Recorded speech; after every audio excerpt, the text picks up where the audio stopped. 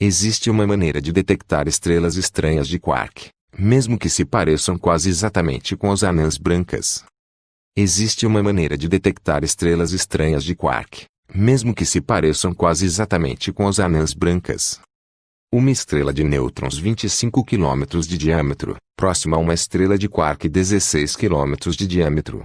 Crédito da imagem original, Goddard Space Flight Center da NASA. O mundo que vemos ao nosso redor é construído em torno de quarks. Eles formam os núcleos dos átomos e moléculas que nos constituem ao nosso mundo. Embora existam 6 tipos de quarks, a matéria regular contém apenas 2, quarks up e quarks down.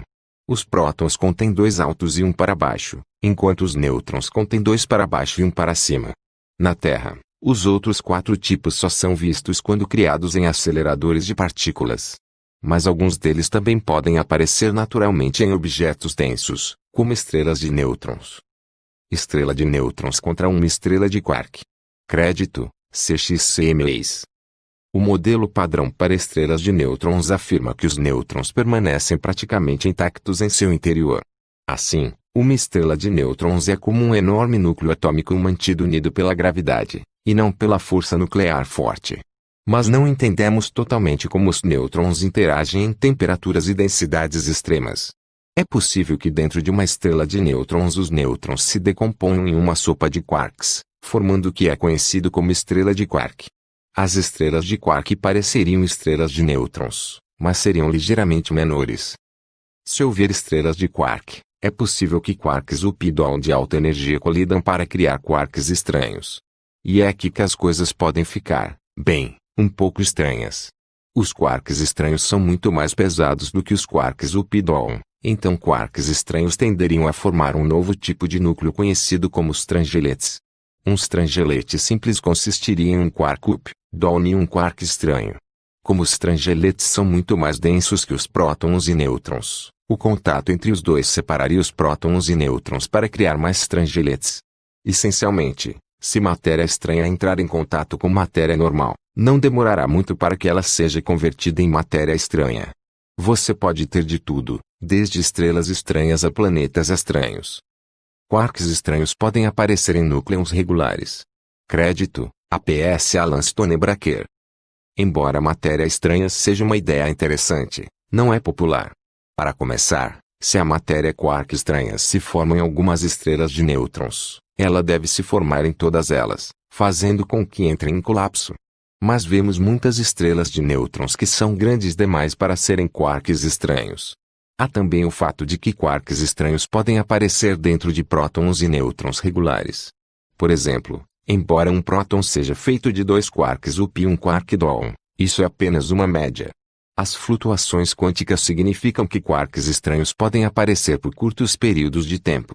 Mas eles não são estáveis e não convertem núcleos em matéria estranha.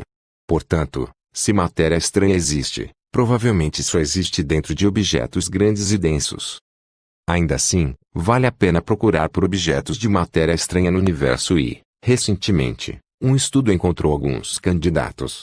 O estudo procurou por um tipo de objeto conhecido como anões estranhos. Esses objetos hipotéticos têm uma massa semelhante à de uma anã branca, mas em vez de serem feitos de matéria regular em um estado degenerado, eles são feitos de matéria quark estranha. Como resultado, elas seriam muito menores do que as anãs brancas. A relação massa-raio para anãs brancas. Crédito, Brian Koberlin. Para encontrar esses objetos, a equipe examinou os dados do Montreal Dwarf Database, MWDD, que tem dados sobre mais de 50.000 anãs brancas. Para cerca de 40.000 delas, o banco de dados lista a massa e a gravidade superficial das anãs brancas. A massa de uma anã branca pode ser determinada pelo deslocamento Doppler de sua luz enquanto orbita uma estrela companheira, ou por lentes gravitacionais, enquanto a gravidade superficial pode ser medida pelo deslocamento para o vermelho gravitacional de sua luz. Se você conhece a massa e a gravidade superficial de uma estrela, pode calcular facilmente seu raio. A equipe fez isso e os comparou à relação de massa e raio para anãs brancas.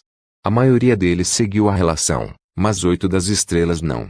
Eles eram muito menores em tamanho e correspondiam às previsões para um anão quark. Os dados desse trabalho não são fortes o suficiente para provar que esses objetos são anões estranhos, Mas eles merecem um estudo mais aprofundado. Algo está estranho neles, e seria bom determinar se isso se deve a quarks estranhos ou outra coisa. Referência: Abdus-Atair Kuerban, et al. Searching for strange quark matter objects between it dwarfs.